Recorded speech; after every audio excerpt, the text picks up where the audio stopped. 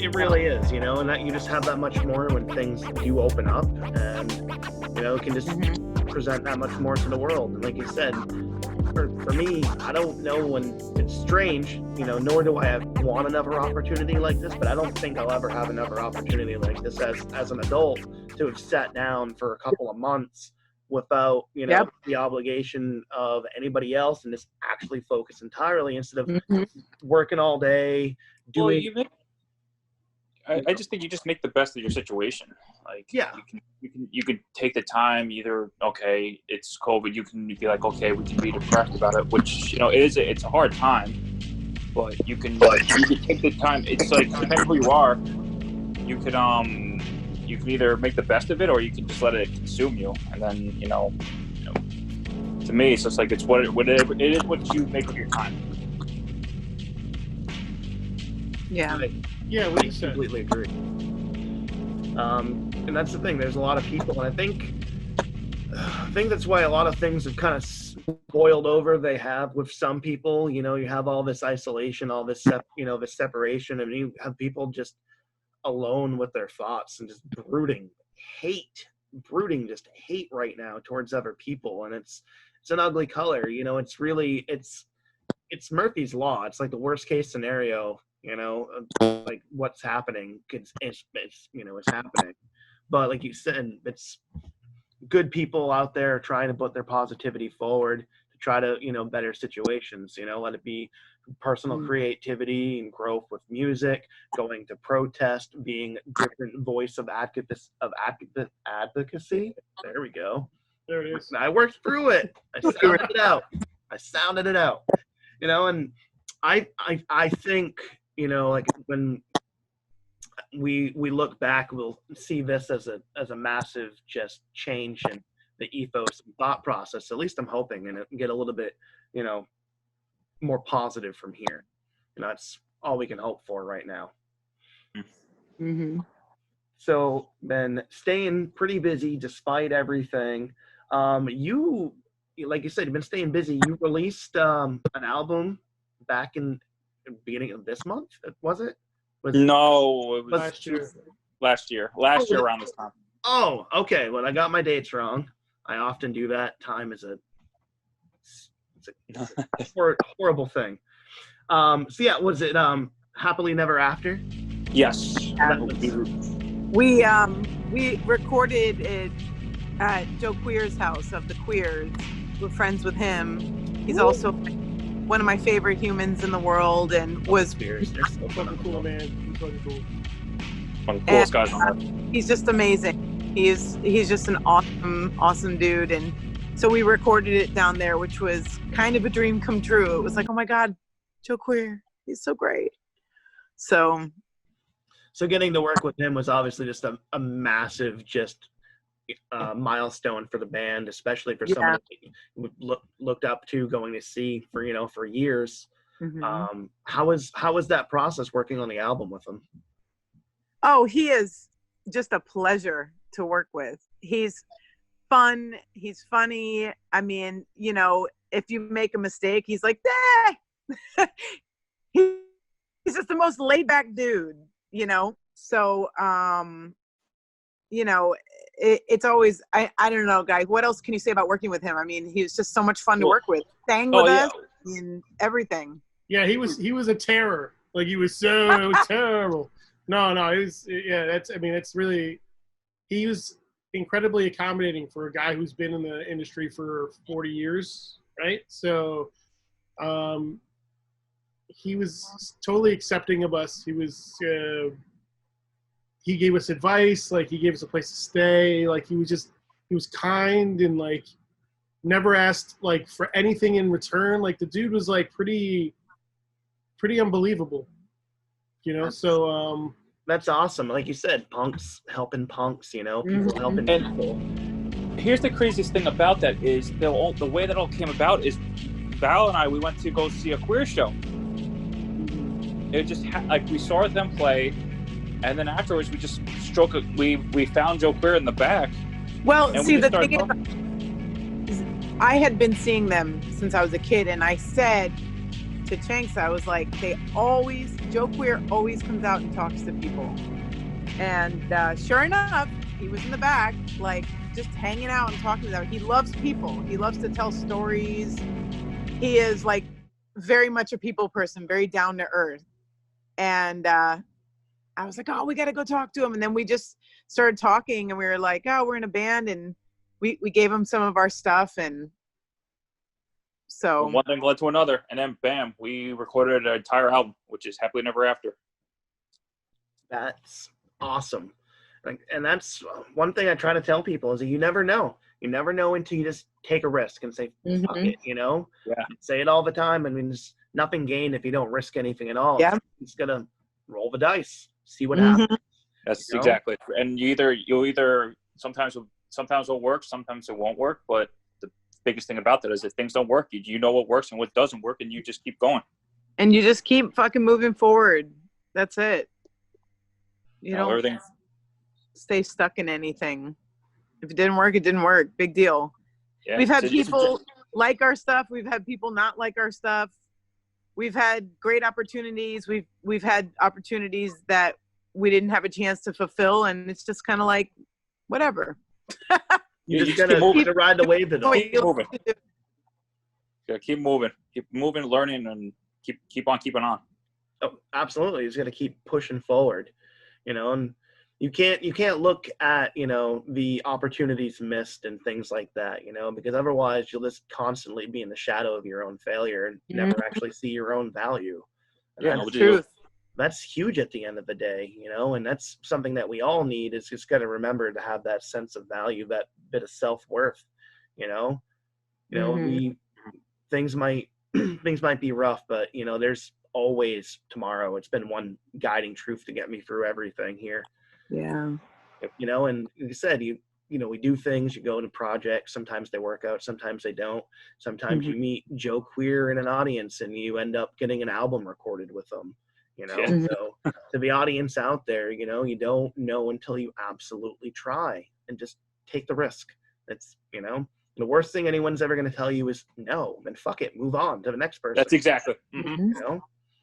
And I think because we've been able to do that at this point in life, I think that's why we keep getting good opportunities for things. Opportunities just like seemingly come to us better because we're not like freaking out when we don't win or something doesn't work out. It's like, yeah, whatever. Yeah, Someone doesn't have a bad show. Okay. We don't get, you know, discouraged. We just like, all right, fuck it. No, you just look at the moments where you can look back and like, all right, I could have done this a little bit differently. I could have done that a little bit differently, and cool. I mean, that's life. You know? And that's really, like, when you mentioned like before, like what advice would you give for like bands just starting out? That's pretty much the biggest advice I'd give. Just don't be afraid to try new things. Just go out there and do it. Go out there and play. Go out there, write new songs. Just keep writing and like just really keep going and moving. And like, don't listen to what other people say.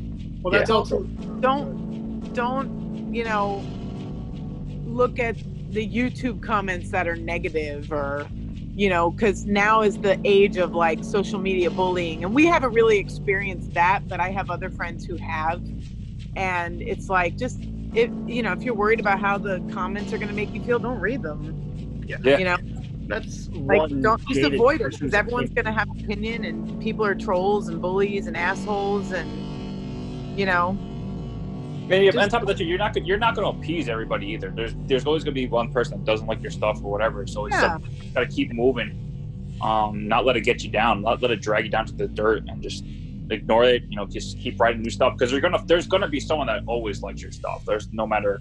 You'll find one person or many people that will like your stuff. So again, that's something in the arts in general too. I think a lot of people stop doing what they love to do because of what other people say, or their own inner self-critics. You know, they beat themselves up because a show didn't go right, or I missed a fucking chord, or something dumb like that, and it really prevents them from wanting to do more stuff. It's like, no, you dude, you're gonna be 80 one day. Do you want to sit back and look at your life and be like, I wanted to do this, but I wanted to do that, but I want to do this, but I was worried about what someone said, or someone said I couldn't play guitar, or someone said I couldn't sing. Like, who cares? You know? You're right, and you just have to make the jump.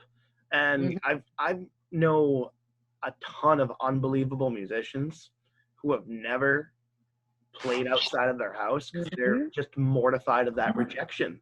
And it breaks my heart. And I'm like, I started, in punk bands and in grindcore bands and in metal bands, and we fucking sucked. I went through some fucking awful projects for years until I started to actually figure it out, And I think eventually when you realize that, the worst anyone can tell you is no, and the worst critic you're ever going to have is yourself, you realize that, you kind of move on to this mental epiphany where you're like, oh, I can fully let go. I can fully just be myself and just put it out there. I'd say I actually have a few friends like that, and I tell them that don't bother trying. And I said, like, you failed already. You failed because you didn't even bother trying. Yep. You can never really learn success without failure. So you got to understand how to fail. You got to know how to fail. You got to know what that feeling is so that you want to succeed and you want to push yourself. Absolutely. Yeah. So I mean, that's really a big deal. I don't think people know that enough. It's like there's nothing wrong with failing. Oh, absolutely. It's all about failing because that's how you learn to succeed. And if you don't even make that attempt, you've defeated yourself. And that's the worst part. That is like the worst way to fail. The worst way.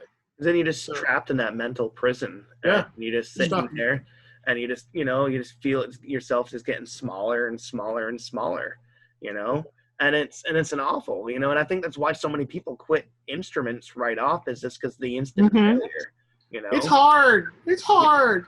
It's hard. It hurts my hands. I can't get my hands and feet to do different things. At the same time. The amount of shows I've played in my life, I couldn't tell you how many shows I've played. And God, I drop a drumstick in the middle of like a set. I've done it so many times. I could beat myself in the ass and be like, "Oh man, I'm the worst drummer in the world. I just dropped the drumstick," or my kick drum just went right through a pedal, or went through a kick drum. Who's that? Bro? So I was notorious for having 2 left feet and constantly just falling in the drum sets. I would just trip myself up. And I would just fucking take out the floor tom and have to fucking ride and just like sober. Just fucking can't pay attention to my fucking feet sometimes while playing guitar. Just it happens. You work through it. You just work through it. That's it. Just work through it and keep going. Laugh about it too. It goes back to that humor thing. Like, ha ha. Yeah. Who cares? Messed up. Like we have friends who are really good musicians and they've never written an original song.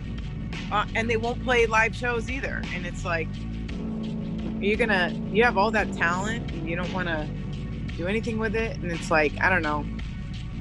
You just got to like laugh at shit when it doesn't go right and just keep moving. And I laugh a lot.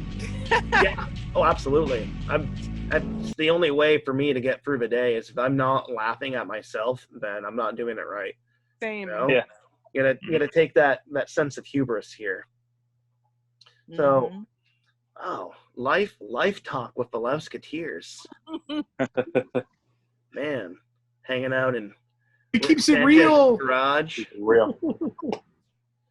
Having a good time traveling through everything. So you really got a big milestone bucket list mark off with Joe Queer. But I'm always curious, kind of going back into like the collaboration process, talking with different people here, and that's a huge thing too. So we talk about people being afraid to take that step. Sometimes it takes a good friend to just reach out and be like, let's do this together. Let's do this together. And I've done that with, a lot of different friends, and I started a lot of bands that way. Maybe that's why it didn't work out because it was their first time around and I just want them to try to get out there.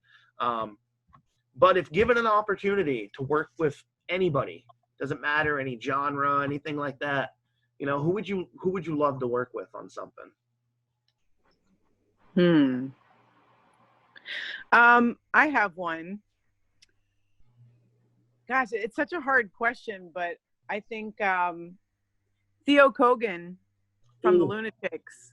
I grew up, I just loved her, and I think she's just such a badass chick. She is. I'm actually in the middle of writing a song about her called Letters to Theo. and it's about like how I just with this kid. Yeah, it's a pun. Yeah, and I fucking love it. Oh my god. But and it was just about like my profession of like love for her, because I always, and she's a hardcore feminist, and she does all this great stuff for women, and I really respect that. I respect who she is as a person on top of like her badass music when I was a kid. Absolutely. And oh man, you and my partner, she's a huge Theo fan. Yeah. And it doesn't hurt that she also married that, that dreamboat from, that crazy band. Yeah. That crazy Ginger. But anyways, so Theo, going down the line, who else would anybody else want to work with? Go ahead, Clown Shoes. Do it up. This is gonna be a random one, but Yeah. I thought about that actually. I thought about that one. Yeah, you just want to be a stage prop for GGL. That's all. Yeah, that's no, really. Actually, mine would be Dave Grohl. I just feel like he's done like every single thing imaginable, like with every single band. Into the Stone and the Foo Fighters, from Nirvana to Scream to he's worked with Queens of the Stone Age. He's worked with like them Crooked Vultures, 9 Inch Nails. Exactly. Oh yeah, I'm a huge Dave Grohl fan. He's a super talented guy. I think he's the one guy that's really keeping like the spirit alive today. Like one of the few in the mainstream and the mainstream element. Absolutely, I totally agree with that. Other people might say otherwise, And honestly, I'm at the point in my life, and that's why I do a multi-genre show. I listen to everything. I listen to every genre. I just try to find truth in music. And honestly, you look at Dave. I mean, you can't find a bad thing about the guy. No, it's seriously like you really. I don't really hear much. Like I can't say like I'm the biggest Foo Fighters fan, because there's some stuff I actually don't like at all. But I think he's just done like he's worked with like everybody, and the fact that he started with Nirvana. He could have just wrote off with Nirvana and just like let it die right there. But he just continued on. He could have drummed for Tom Petty, and he could have went that route too. But he decided like, you know what, I want to do my own thing. And look what he did. And it's insane. And just the fan interaction, like what he does, like, and that's the thing is I'm not the Foo Fighters, not the biggest fan, but him as an individual, him as a musician, him as a drummer, it's insane. And all the documentaries he's done too, like that's a lot of things too. Like he started doing his own documentaries here just for the hell of it. He didn't know how to do a documentary or anything. Like if you watch Sound City, he did it all on his own. Like he had no one helping him out. He just was like, you know what? I'm going to write my own documentary. I'm going to go to all these cities where I'm going to record my album and interview all these people. I'm going to go to Washington, D.C., interview the punk scene. I'm going to go to Nashville, interview the country scene. I'm going to go to New York, interview that, just for the hell of it. And I think, it's something to be said. And you just get to a certain point where, like you said, fuck it, why not? I have all these interests and you want to do it. Look at Dave making documentaries. No, he never went to film school or anything like that. He's got a camera and had a story to tell.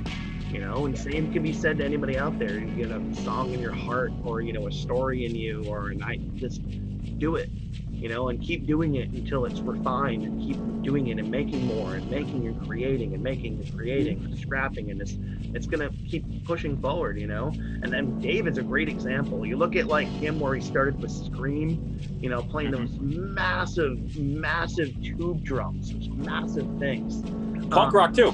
It was started with punk rock, and then bam, then from there Nirvana, and then we all know their Nirvana story. Yes. Well, from there, and then and it's crazy, like you said, like working with like Queens of the Stone Age, the 9 Inch Nails, just everything he's done. Tenacious D. He did all the drums for Tenacious D. Did all the drums, electric guitar, and bass for him. He's done a bunch of just tours for people and stuff like that. That's a good choice. That's a really good choice. All down the board. All down the board. Now, go ahead. So he took my answer, the piece of shit.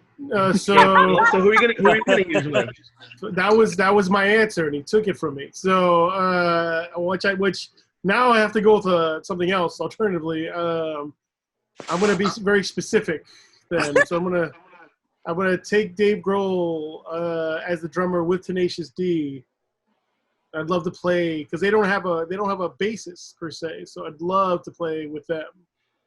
I think that'd be a lot of fun. Number one, You could be Tenacious Steve.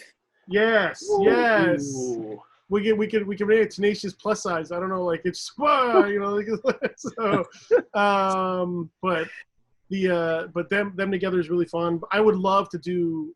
I would love to play. If I could be serious and make like a political album, I'd contact like Zach De La Rocha, like want to actually like make some cool shit with him, because I think with him it'd be his perspective on things. Like he's very militant, but like he gets a point across when he talks politics. Oh, absolutely. He does. It's like awesome. It's awesome. Yeah. So, but yeah, but did he kind of good? I was gonna say man. I wish Zach would do more, and I completely understand why he doesn't. You know, it's just he ended up becoming the thing that he didn't want to be. And then you got little projects like Someday as a Lion, him with the drummer from Mars Volta. Yeah. Oh, like unbelievable. Then more recently, his work with Run the Jewels, which like unbelievable. Also phenomenal choice. I love Zach. I love Theo. I love that's killer. Yeah. Now, before we wrap up, we do a thing here on the mixtape where I ask, and I can assume we're all of the age that we made mixtapes when we were kids. Mm-hmm. I did. Yes. Yes. Or CDs, or a Spotify playlist nowadays. I guess that's what kids might do. I don't know what they're doing. I like this girl so much, I make her a playlist. Yeah. No, they're Oh, yeah. doing whatever the crystal tells them. I don't know. It's crazy these days. The math. Hey man, get that math. Oh God, don't get me fucking tweakers. Oh, Tweaker Jesus. Oh, Tweaker Jesus. But who was on some of your first? Do you remember your first mixtape?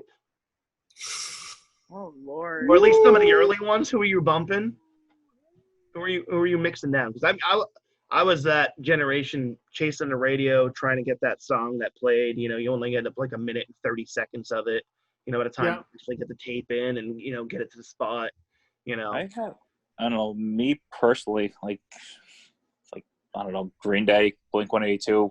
I don't know, but at the time, like that late '90s stuff, I remember Korn and Limp Bizkit were all around there that time period.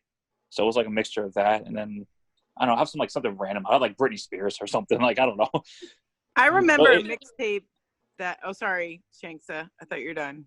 No, cut him off. No, cut him off now. Okay. Yeah. We don't let him talk. Hey, Brittany, relax back there. I had a boyfriend when I was in 9th grade who was a skateboarder. He was a skater, and he made me my first ever punk mixtape that had like 7 seconds on it, and that was the first time I'd ever heard of them. And it had Op Ivy and the Queers, and it was just like a bunch of cool punk bands on it. And I remember that one. I don't remember a lot of the other ones, but I remember that one. The first one I made had all hip hop songs on it. I remember that. It was like used to use a tape player to one of those big. Yeah, like big boombox. Yeah, big boombox to record it, and I had to catch the last word from the stupid DJ so they don't block the beginning of the song. And then my first serious one had all like random songs on it, stuff like Etta James was on it. My first for a girl mix was for had Etta James on it. Had like Coldplay's first songs from their first album from their B-sides. From their B-sides on their first album. After that, it's all up in the air. Parachutes. Yeah, Parachutes. Parachutes was a great album. Other than that, I was just like, It was like they sold out after that, and I couldn't keep up with them anymore. Do you ever have to make an I'm sorry mixtape? Oh, I definitely had to do that. I've made a couple I'm sorry mixtapes in my life. Oops. Fail. It's like fail. Young, dumb. Blink-182's I'm sorry. Yeah.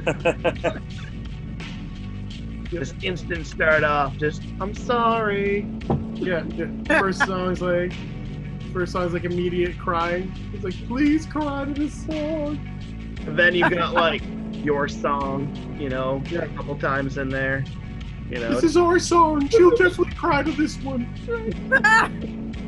this one says I'm gonna be a better man because it's I'm gonna Better do Man by better Pearl Jam. things. And then the final. I've learned my lesson. So here's Pearl Jam. The final song would be like "Me So Horny." Or the Bad Touch. Yeah, that's true. You know, come on, we're young, we can have fun. Yeah. You and me, baby. Nothing but mammals. I heard they were gonna do a reunion tour and then shit at the fan. Huh. You know, I'm Yeah. not gonna lie. The Bloodhound Gang live is one of the funnest fucking bands I've ever seen. It was a fucking I can see party and a that. half. It was just insane. It was like God, like seeing like CKY in like 2000. It was just like off the wall. Way back in the day. They fizzled out fast. Sorry, I don't mean it, but I do. But no, and I kind of I miss, like you said, there's that sophomoric, you know, let's have fun. I mean, the fucking but at the Bloodhound Gang, we talk about the epitome of just a fuck you, we don't give a shit, we're a big fucking goofball band entirely. Mm-hmm. And like you said, I miss that, and it's good to know there's good folks like the Lousekateers that are keeping it silly for all of us. So before we head out and part ways, say goodbye to new friends. Anything you want to say before we head out? Well, a couple things that we have coming up. So we have a couple videos coming out this summer, which is exciting.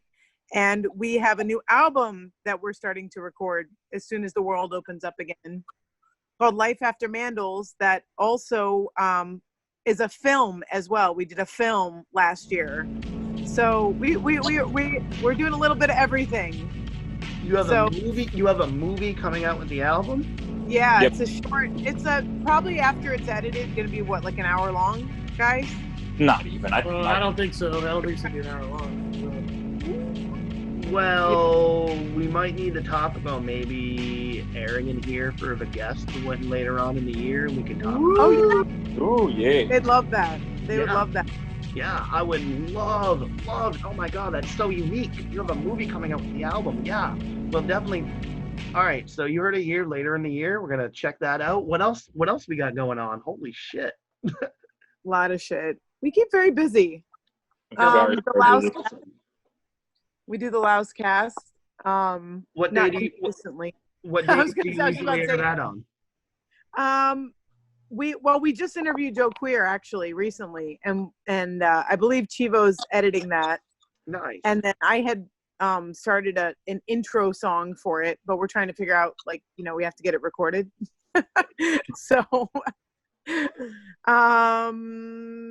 guys, you're better at dates than me. I don't know. Anything? Any final thoughts, messages, any things you want to say? Well, yeah, we usually do Lousecast on Fridays. We usually kind of like, if we put them out, they'll be like Fridays or Saturdays. And where are you putting that up on? We usually do it either through Instagram or Facebook. Okay. But usually they're on both after we're done. But it's fun. A lot of time we like doing it live. That's really the thing. We enjoy doing it live because it's a lot more fun doing it that way, and it's off the cuff. And trying to have like a standard setup is cool. It's only really cool when you're interviewing somebody, but when you're just kind of like shooting the shit with like each other and then like trying to involve like a fourth wall break where you don't actually know who the hell you're talking to, it's a big difference when you're just kind of just having fun with it. So that's what we try to do. Yeah, other than that, we're working on songs, we have 2 videos I think coming out as well. And then this interview that we had with Joe Queer, then the movie, once we get the recording done, we'll be able to put the movie out. You know, it'll be like a joint festival. Basically, it'll be a lot of fun. You get to see Changsta in all his glory, literally. His ass. Yeah. Oh, he laughed. See what happens? See Nope. what happened? He couldn't handle it. See? Yep, he's back. Oh, there it is. Come on here. But other than that, I think we're poised to get a lot of stuff done, and I think because we've been in this position, I think we ended up having like a lot of time to produce more stuff, you know, and just more ideas and things that we want to work on in the future. So a lot of good things coming out, and you know, we're looking forward to tour too. Once we can, I think once we play places, we will. And luckily, since we started playing, there actually is a place that opened up down here, and I'm going to give them a shout out because since they've opened, and Evan has taken over. The Green Growler in our area is like a big punk place. Like a lot of places, a lot of punk bands now play there, and it's the only place in the area that has punk bands play. So Evan is the proprietor, and he's amazing. He's always been good to us, and you know, he's pretty much said to us directly, like, you guys are like my house band. I'm like, shh, we'll take it. We'll take it. We'll play all the time. So it's a lot of fun, and we get to try to play some new stuff. We always get to try out new stuff there, which is kind of a lot of fun. It ends up being really cool. So Awesome. Look for the good stuff. We're coming. Absolutely. Well, thank you all. My guest this evening has been Ginger Val, Changsta, and El Chivo, and they are the Lousekateers. Thank you so much for joining me here on the MixTape. Thanks for having us. Thanks for having us. All of you, please stay well, and I look forward to the next time when we get to talk. You too. Absolutely. Hey, thank you so much. Have a good night. Have a good night. Lassie out. Lassie's out.